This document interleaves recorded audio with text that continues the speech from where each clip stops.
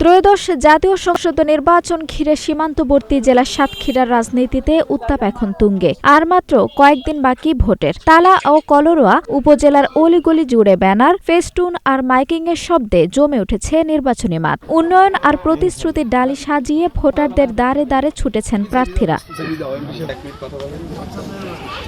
সাতক্ষীরা এক আসনে এবার মূল লড়াইটি হচ্ছে বিএনপি ও জামায়াতের দুই হেভিওয়েট প্রার্থীর মধ্যে। একদিকে বিএনপির কেন্দ্রীয় কমিটির প্রকাশনা সম্পাদক ও সাবেক সংসদ সদস্য মোহাম্মদ হাবিবুল ইসলাম হাবিব, অন্যদিকে রয়েছে জামায়াতে ইসলামের কেন্দ্রীয় নির্বাহী পরিষদ সদস্য অধ্যক্ষ মোহাম্মদ ইজ্জতুল্লাহ। আওয়ামী লীগ ও জাতীয় পার্টি শক্তভাবে মাঠে না থাকায় এবারের প্রতিদ্বন্দ্বিতা আরও জমজমাট হয়ে উঠেছে।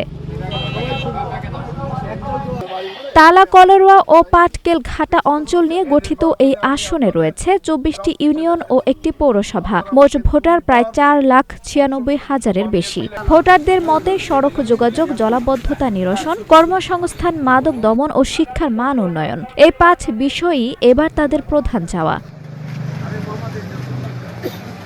বিএনপির প্রার্থী হাবিবুল ইসলাম হাবিব দাবি করেছেন, এমপি থাকাকালে সাতক্ষীরা স্থলবন্দর, শিক্ষা প্রতিষ্ঠান এমপিওভুক্তকরণ সহ বহু উন্নয়ন তিনি এনেছেন। সুষ্ঠু নির্বাচন হলে জয়ী হবেন বলেও আশাবাদ ব্যক্ত করেন তিনি। অন্যদিকে জামায়াত প্রার্থী অধ্যক্ষ ইজ্জতুল্লাহ বলেন, মানুষের নিরাপত্তা, জলাবদ্ধতার স্থায়ী সমাধান, মাদকমুক্ত সমাজ ও যুব কর্মসংস্থানই তার প্রধান অঙ্গীকার। তিনি বলেন, সবাই সমান নাগরিক, এই বিশ্বাস থেকেই তিনি রাজনীতি করেন।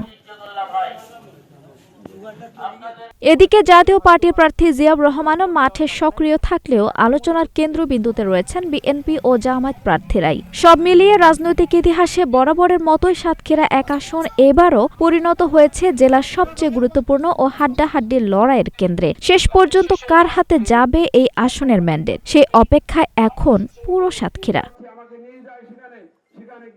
আঞ্জুম হক আরবি, নাগরিক প্রতিদিন।